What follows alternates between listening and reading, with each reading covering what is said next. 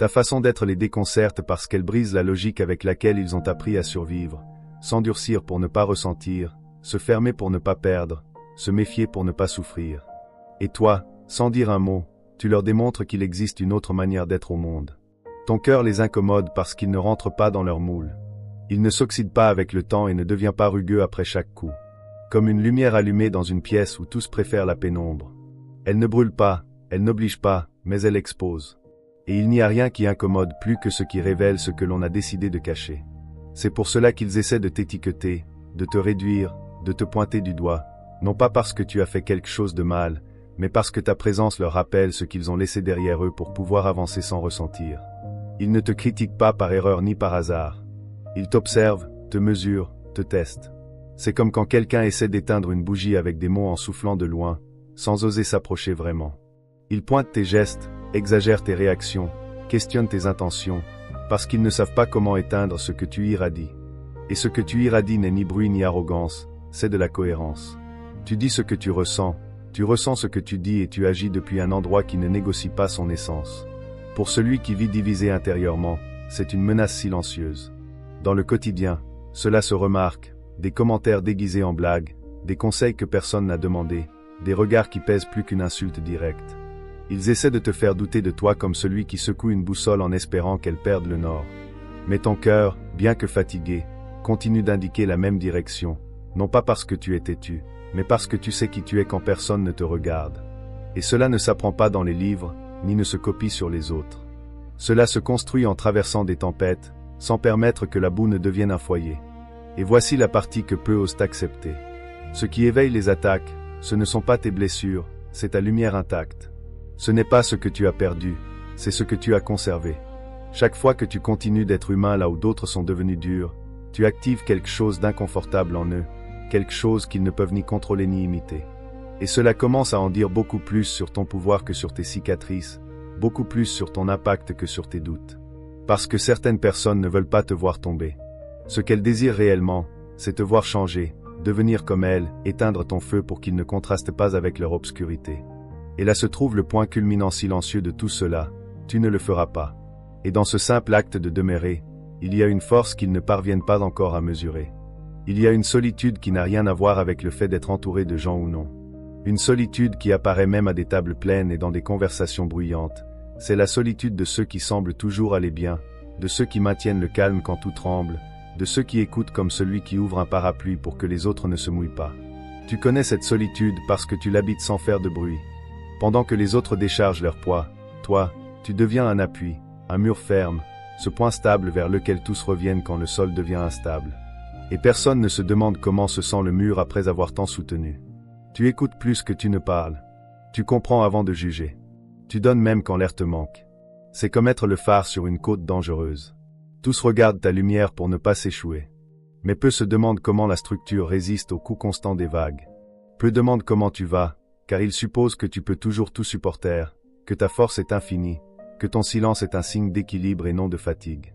Ils confondent ton autocontrôle avec une absence de douleur, ta maturité avec un manque de besoin. Et ainsi, sans mauvaise intention, ils te laissent seul à l'endroit où la compagnie serait la plus nécessaire. Ton cœur, pourtant, n'est pas né pour être isolé. Il n'a pas été créé pour s'endurcir ni pour devenir un refuge vide. Il est né pour diriger depuis l'empathie, comme un guide qui connaît le chemin parce qu'il l'a déjà parcouru pieds nus. Ta force n'est pas celle de celui qui impose, mais celle de celui qui comprend. Ce n'est pas celle de celui qui crie, mais celle de celui qui demeure. Et cela, bien que cela soit ressenti comme un poids maintenant, est une forme élevée de leadership spirituel, comme l'agriculteur qui travaille la terre avant que la saison n'arrive. Tu prépares le terrain sans savoir encore quelles graines germeront grâce à ta constance. Cette solitude qui t'accompagne n'est ni un châtiment ni un signe que tu as fait quelque chose de mal. C'est un espace d'accordage, comme le silence avant que la musique ne commence, comme la pause que prend le coureur avant la dernière étape. Tu apprends à soutenir sans te briser, à être présent sans te perdre, à soigner sans t'oublier. Et même s'il semble maintenant que personne ne le voit, chaque acte silencieux laisse une marque invisible, une empreinte que le temps sait mieux lire que les personnes. La transition se produit sans prévenir, presque comme le changement de saison. Un jour, tu te rends compte que tu ne portes plus de la même manière, que quelque chose à l'intérieur s'est ordonné, et alors l'inévitable arrive.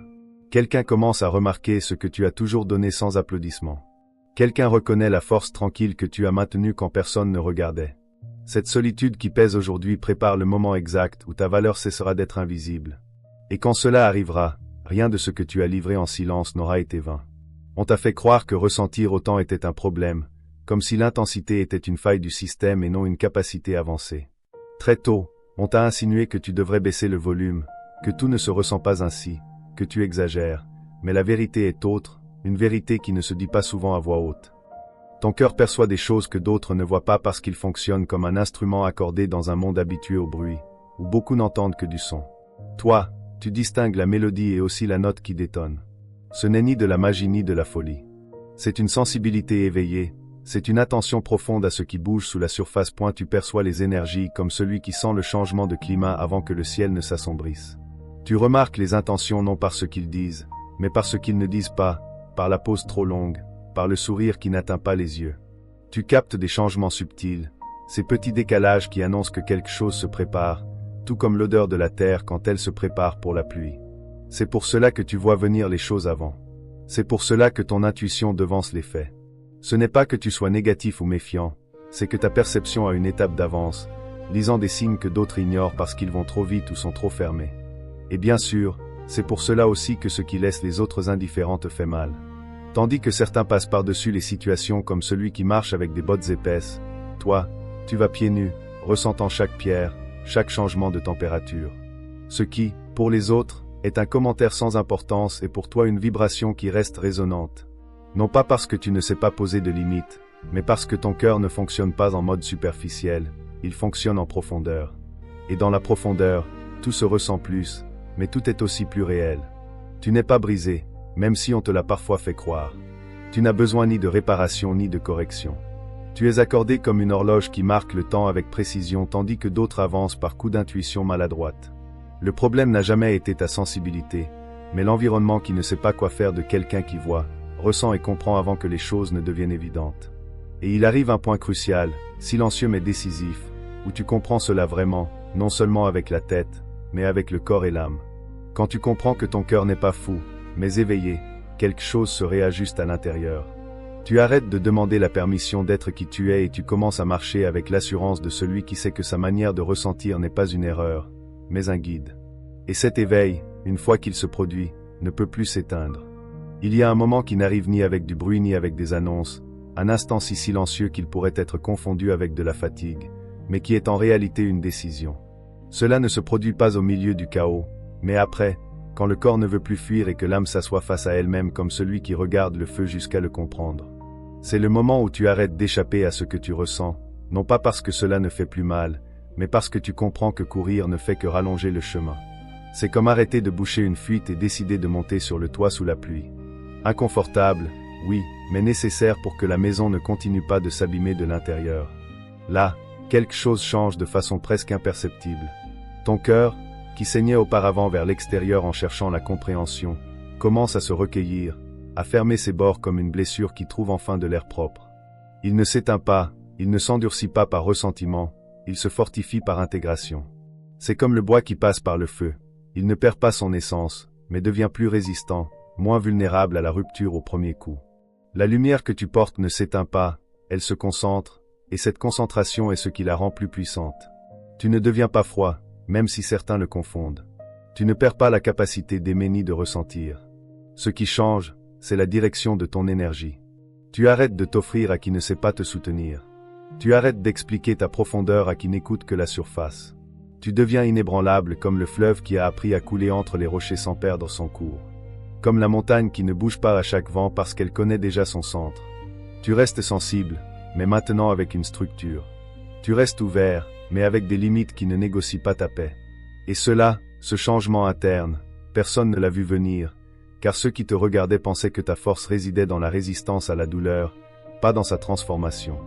Ils n'ont pas compris que chaque blessure affinait ta perception, que chaque chute entraînait ton équilibre. Pendant que certains croyaient que tu perdais ton éclat, tu condensais ton énergie comme la tempête qui se forme en silence avant de briser le ciel. Et voici le point de tension maximale, le tournant qui redéfinit tout. Ce qui t'a blessé, ce qui a failli te briser, ce qui t'a obligé à te regarder en face, est sur le point de devenir ton plus grand avantage, la source exacte d'un pouvoir qui ne naît que lorsque quelqu'un cesse de fuir et décide enfin de demeurer. Sens-tu que quelque chose bouge bien que rien de visible n'ait changé? C'est cette sensation étrange d'entrer dans un lieu et de remarquer que les regards durent une seconde de plus que la normale, que le silence pèse différemment, que l'air semble chargé d'une électricité douce mais constante. Des personnes qui doutaient de toi auparavant, qui te voyaient comme quelqu'un de prévisible ou facile à lire. Maintenant, elles observent en silence comme celui qui tente de déchiffrer le cours d'un fleuve après une crue. Tu n'as fait aucune annonce, tu n'as pas élevé la voix, tu n'as pas changé de discours, et pourtant quelque chose dans ta présence est devenu impossible à ignorer. Ce n'est pas un hasard.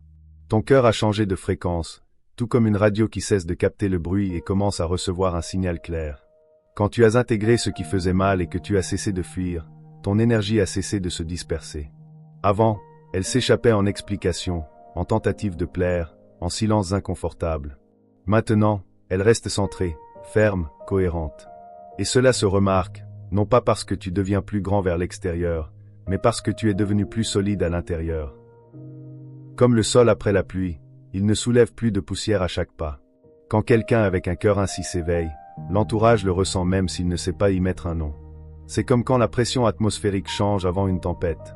Les animaux s'inquiètent, le corps le perçoit, mais peu savent expliquer pourquoi. Ton changement interne altère les dynamiques externes. Les personnes commencent à réagir différemment, certaines avec curiosité, d'autres avec inconformité. Il y en a qui s'approchent en cherchant à comprendre et il y en a qui s'approchent seulement pour mesurer, pour vérifier si tu as vraiment cessé de vibrer à l'endroit où ils t'avaient classé. Les gestes subtils commencent, des questions déguisées en intérêt, des commentaires qui tâtent tes limites, des invitations qui n'existaient pas auparavant. Tout semble normal, mais toi, tu sens que quelque chose ne colle pas tout à fait. Et c'est que tous ne s'approchent pas pour la lumière. Certains s'approchent pour l'ombre que cette lumière projette sur leurs propres carences. Quand ta fréquence change, tu ne résonnes plus avec tout le monde et cela génère des ajustements, des frictions, des mouvements qui révèlent des intentions cachées, comme l'eau claire qui laisse voir ce qui était au fond. C'est un point délicat parce que la reconnaissance arrive mélangée à des épreuves. L'entourage commence à réagir à ta nouvelle stabilité et tous ne le font pas depuis un endroit propre. Certains veulent comprendre ton processus, d'autres veulent en profiter et d'autres encore, en silence, souhaitent vérifier s'ils peuvent toujours influer sur toi. Et ici s'installe le point culminant silencieux de cette étape. Maintenant qu'ils parlent de toi, maintenant qu'ils t'observent avec d'autres yeux, tu auras besoin de discerner avec clarté, car toutes les présences qui s'approchent ne le font pas avec de bonnes intentions, et ce qui est en jeu n'est plus seulement ta sensibilité, mais la direction exacte de ton pouvoir fraîchement éveillé. C'est le point où tu choisis sans témoin et sans applaudissements, le moment où il n'est pas nécessaire de rien expliquer à personne, car la décision se prend à l'intérieur, comme quand la graine se fend sous la terre et que personne ne voit le processus. Mais tout le futur dépend de cette cassure exacte. Tu ne choisis pas d'endurcir ton cœur parce que tu as déjà compris que la dureté n'est pas la force, mais une défense mal apprise. Ce que tu choisis, c'est de le protéger, tout comme celui qui clôture un jardin, non pas pour que rien n'y pousse, mais pour que seul entre ceux qui savent marcher sans détruire. Protéger n'est pas fermer, c'est ordonner l'accès. C'est reconnaître que tout le monde n'a pas la même clé ni le même soin. Tu commences à choisir qui tu laisses entrer sans demander pardon pour cela, qui tu écoutes quand tu te parles à toi-même, car toutes les voix ne méritent pas d'écho dans ton esprit. À qui donnes-tu accès à ton énergie, à ton temps, à ton attention, qui sont des formes de vie qui ne se récupèrent pas une fois livrées. C'est comme administrer l'eau en temps de sécheresse. Il ne s'agit pas d'arrêter d'arroser, mais de décider ce qui mérite de croître et ce qui a déjà accompli son cycle. Tu apprends à dire non sans élever de mur, à te retirer sans rancune, à garder le silence sans ressentir de culpabilité, et dans cet ajustement fin, quelque chose se stabilise. Ton cœur est puissant, non parce qu'il fait du bruit, mais parce qu'il soutient, parce qu'il transforme, parce qu'il continue de battre avec sens, même après avoir été mis à l'épreuve. Et ce qui est puissant ne s'offre pas comme celui qui lance des pièces en l'air en attendant l'approbation. On l'honore, on en prend soin, on le place au centre de décisions conscientes. Tu commences à te traiter comme tu traites ce que tu aimes vraiment, avec respect, avec des limites claires, avec présence. Tu arrêtes de t'exposer à des dynamiques qui te drainent, à des conversations qui ne font que troubler, à des relations qui demandent plus qu'elles ne rendent. Non par orgueil, mais par cohérence interne. Ce pacte silencieux avec toi-même n'a pas besoin de promesses grandiloquentes. Il se renouvelle par des gestes petits et constants. Choisir de se reposer quand tu te forçais auparavant, se retirer quand tu insistais auparavant, avoir confiance en ta perception quand tu en doutais auparavant. Et ici, le cercle se referme avec un dénouement qui ne crie pas mais transforme tout. Quand tu fais ce pacte et que tu le soutiens, plus rien ne t'atteint de la même manière, car tu n'es plus exposé de la même façon. Ce qui arrive devra le faire avec vérité, avec respect, avec une intention claire. Et ce qui n'est pas aligné ne trouvera tout simplement pas la porte ouverte, car maintenant tu sais que ton cœur ne fait pas que ressentir profondément, il sait aussi protéger ce qui est sacré. Si tu es arrivé jusqu'ici, ce n'est ni par curiosité ni par hasard. Chaque chute, chaque doute, chaque nuit en silence t'a poussé pas à pas jusqu'à ce moment exact. Rien de ce que tu as vécu n'était un gaspillage. Tout te préparait à te souvenir de qui tu es vraiment. Quelque chose en toi a reconnu ces paroles, car elles parlent le langage de ton essence, pas celui de la peur. Ton cœur n'est pas un fardeau, c'est une marque ineffaçable. C'est le signe que tu as été fait pour soutenir, pour éveiller, pour demeurer ferme quand d'autres se rendent. Tu n'es pas ici pour t'adapter, tu es ici pour activer. Et très bientôt, quand les pièces finiront de se mettre en place, tu vas comprendre pourquoi il a fallu qu'il en soit ainsi, pourquoi ce ne fut pas avant, pourquoi ce ne fut pas facile et pourquoi toi seul pouvais le traverser de cette manière.